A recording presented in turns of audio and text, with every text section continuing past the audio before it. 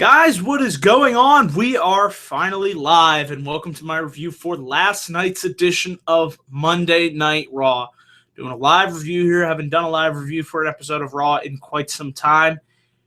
And honestly, I can't say that I'm surprised by that. These episodes of Raw, and frankly SmackDown too, I haven't really been too impressed by. I have just felt like this has been a boring month for the WWE product. There's just nothing of excitement or note going on, and the ratings continue to keep going down, down, down. And yeah, I know ratings really don't matter like they used to, but still, it's an alarming note, and it's something that I did want to bring up here. But I mean, my interest in the show just continued to wane the longer and longer and longer that it continued to go on. I understand that you have 3 hours to fill and not everything is going to be good, important, what have you. But it's just like, I know that this company can put on good 3-hour episodes of Raw. We've seen it. But the problem is we're not getting it on a consistent basis. The problem is they have the talent. It's just what we're getting is just, as it says in the title, laziness. It's boring. It's uninspired, and it's causing people to tune out. Frankly, watch something else. I mean, right now I'm more invested in the Stanley Cup playoffs. That's what I care about. And it's just really tough for me to get invested. And I know there's always a drop-off after WrestleMania, but it just seems like, man, this is one of the steeper ones that I can remember. So, guys, let me know if you felt the same way about Raw last night the way I did. Just kind of, It was a show. It happened, but really did anything of note happen on it? Because I was planning to do a live review right after the show, but I just said, no, I can't do it.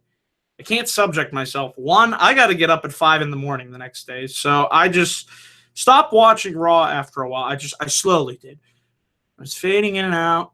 And then eventually I was just like, I just wasn't really feeling up for it. Plus the main event didn't have me going, oh my God, I got to watch this tag team main event that has no stipulation. Nothing's on the line. And I'm sure I didn't miss anything by bowing out of the main event, but one thing that I would like to say, setting aside from this live review, talking about Raw, would like to send my thoughts and my condolences, my prayers to all of those affected by the terrible, senseless violence, tragedy in Manchester, United Kingdom.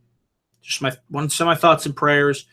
This world we seem to live in just seems to get worse, but in the difficult times that we find ourselves in the bad moments, you got to find some type of positives, and just pray for those that were affected, for the healing and comfort to begin, and for those that were responsible for these heinous acts to be brought to justice, and for justice to truly be served. So just a terrible situation, and I just wanted to say that. So send your thoughts and prayers to Manchester, everybody. Now getting back to Raw here and looking at the results of this show, there really wasn't much of anything that happened. I mean, there was some stuff here and there that I did like, and here it is right here. Here's your viewership totals. 2.615 million viewers. This is down from last week's 2.751 million viewers. And the fourth hour drew one of the lowest numbers that I've seen in a while. Ready for this? It drew 2.425 million. And that is the fourth consecutive week that Raw has averaged less than 3 million views. So, you know what really astounds me, folks, is I know that people say ratings don't matter and whatnot, but what I always like to do to prove that there is a drop-off, there still is a drop-off, and a pretty significant one. You go back to the Raw after WrestleMania. I'm going to pull up the ratings here. And the ratings for that show, this is pretty funny, 3.767 million viewers. And look at where they're at now, 2.6. So that shows me that you could still get close to 4 million people tuning into this show every week. I don't think people can dispute that argument. Why have over almost 1 million people stopped watching this show? I'm DVRing it most weeks, and really that's the best way to watch this show, because watching it live, it's just a chore. So that's just something I wanted to say right up front before we get into the results. Not going to be a long review, more so me ranting about why, I just, they have the talent, but to me, the creative is just half-assed, lazy, and uninspired. I mean, it's just like, do better. If you put on a better show, a more compelling product, people will watch. That's why they tune into the Raw after WrestleMania, because you know that show is going to be really, really good. And then what happens? They whet our appetites that night, and then everything goes back to status quo. It's like, see, we could try if we really wanted to, but we're not going to, and it's just going to be, yeah. So this show opened with a Bray Wyatt promo. Talked about winning at the Fatal 5-Way match. Ran down all the names of the competitors. Roman Reigns' music hit. Came out. They had it stare down. Led Kurt Angle coming out. Match was announced. Roman Reigns, Bray Wyatt. Copy, rinse, repeat. Nothing really to this segment.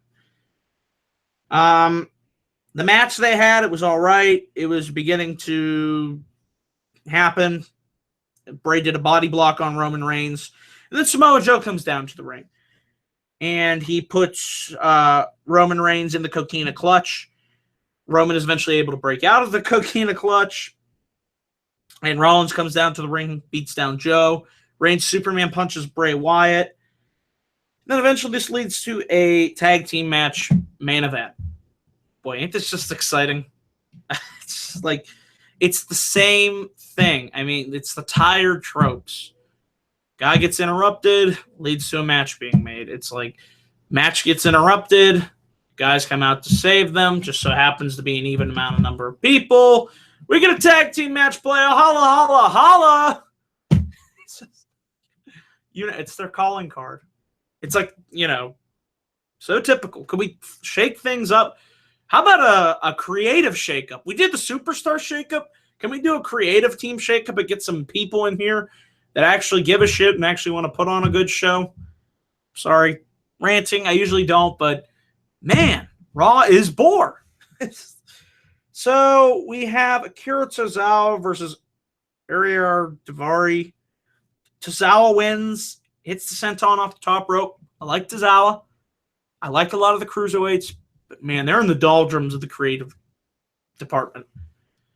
Team, whatever, if you could call them that. It's just like the cruiserweights, I just continue to care less and less and less. And based on the crowd reactions, they continue to care less and less and less. But can you blame them when you really don't know anything about these wrestlers? It's just like, you're not going to care. You're not going to care. And I like a lot of them. I like Tozawa, but it's just like, he's in this feud with Brian Kendrick.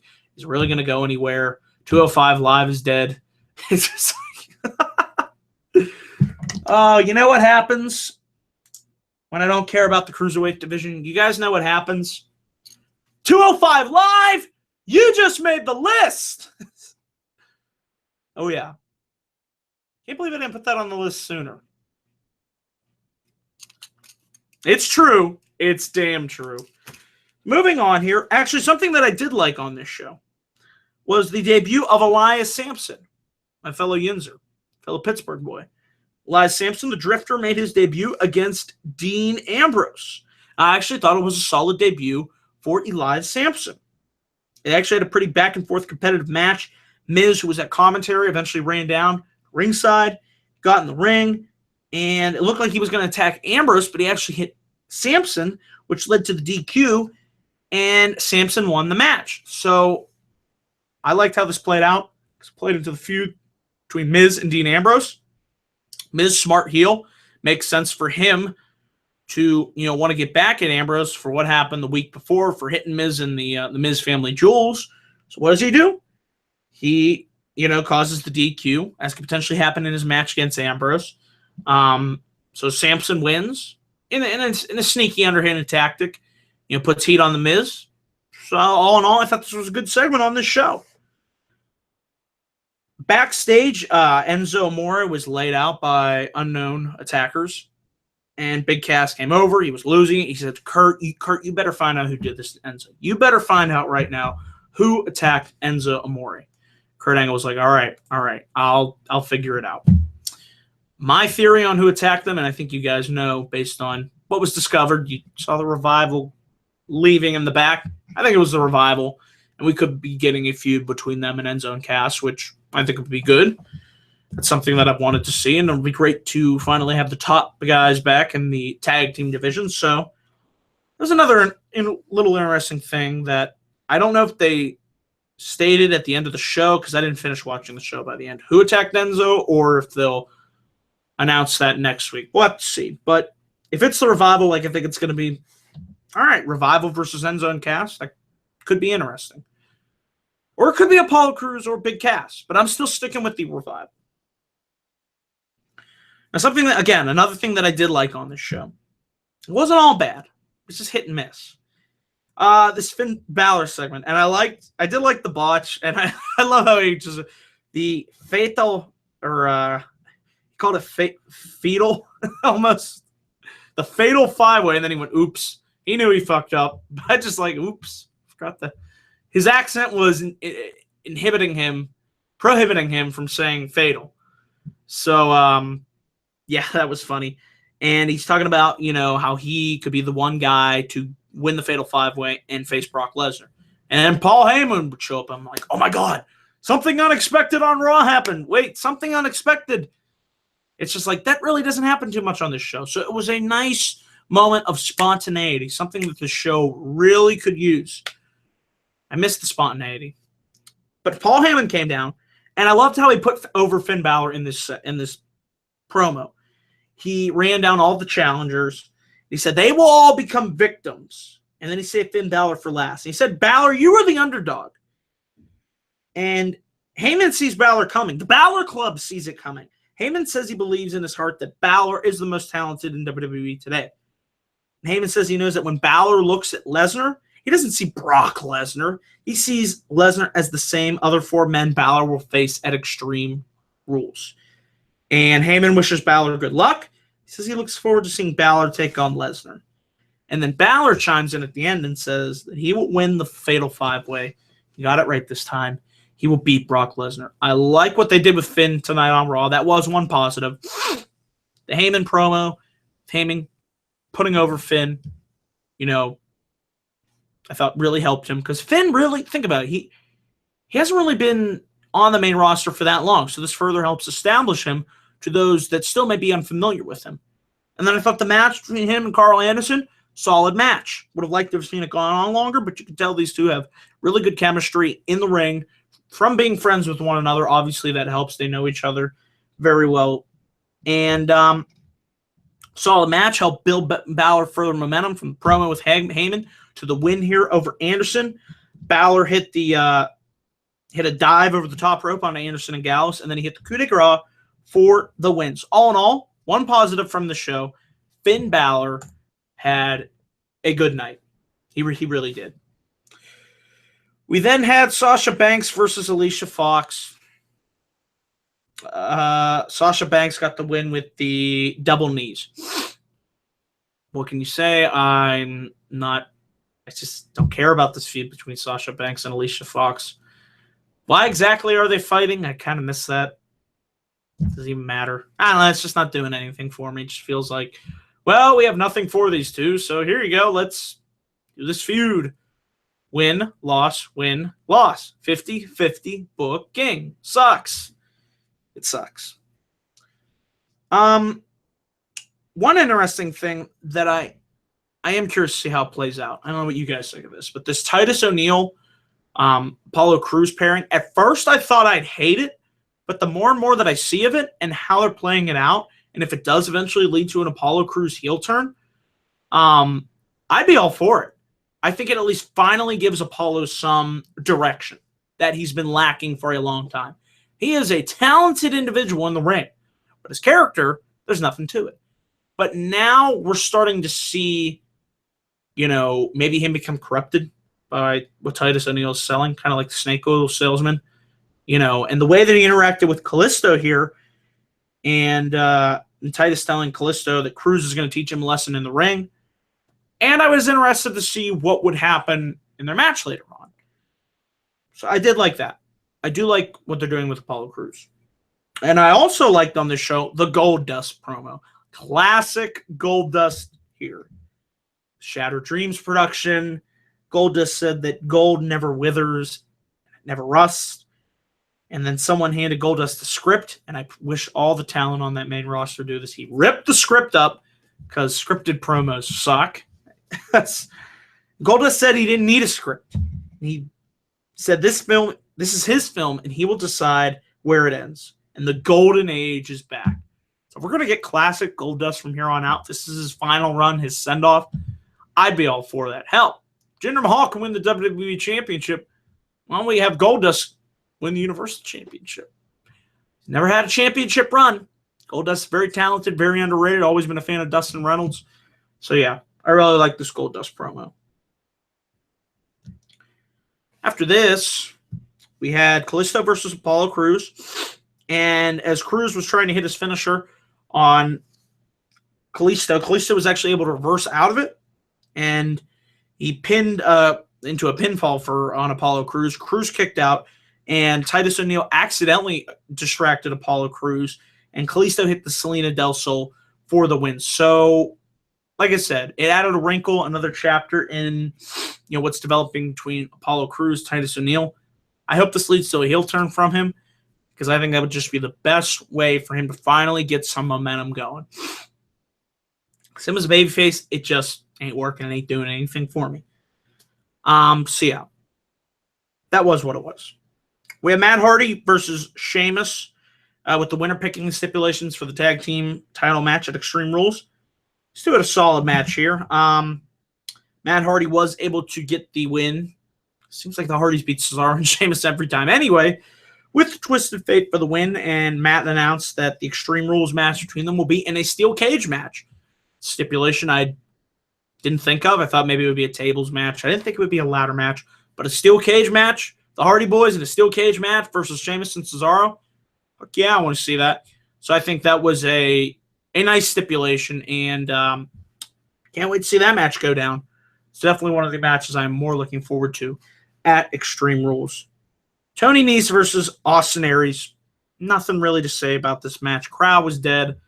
I was looking at my phone. Cruiserweight division, it's not looking good. It hasn't looked good from the start, but it really ain't looking good. Nese tapped out to the last Chancellery, and after the match, Neville put Nese in the Rings of Saturn.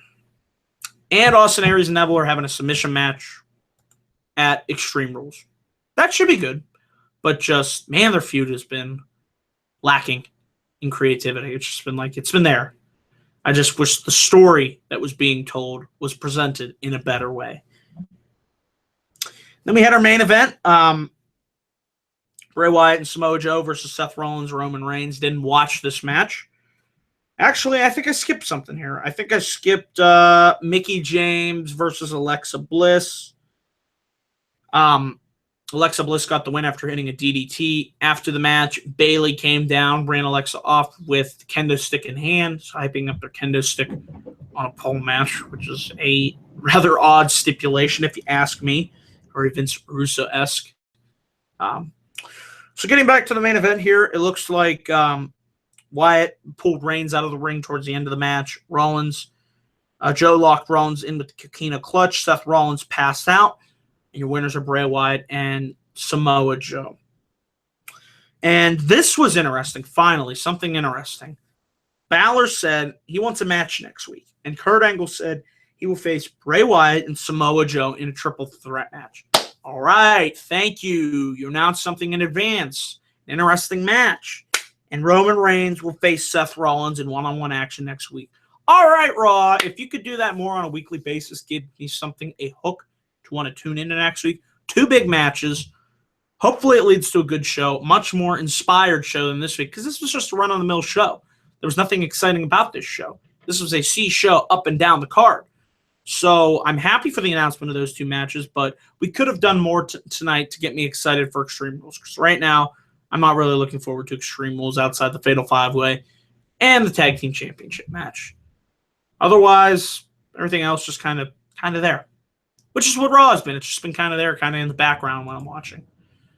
So don't expect a live Raw review next week because tonight, Game 6, Penguins-Senators. My Penguins are 1 win away from going back to the Stanley Cup Finals. If they win tonight, the Stanley Cup Final Game 1 is Monday night. So I have to ask you guys, what should I watch? Potentially my Pittsburgh Penguins in the Stanley Cup Finals versus the Nashville Predators, or an episode of Monday Night Raw? I bet you can figure out which I'm going to watch. What I'm going to watch. Fairly obvious. So that is it, guys, for this live Raw review. I just want to say thank you all for tuning in. Remember to leave your comments down below for what you thought of Raw. Always enjoy getting your feedback. And remember to please click that like and subscribe button for more video content coming soon to this channel. Be on the lookout for me in my next video, whenever that may be. So that is it, guys. Thank you for tuning in. And I'll see you guys in my next video. Till then, thanks for watching, and take care.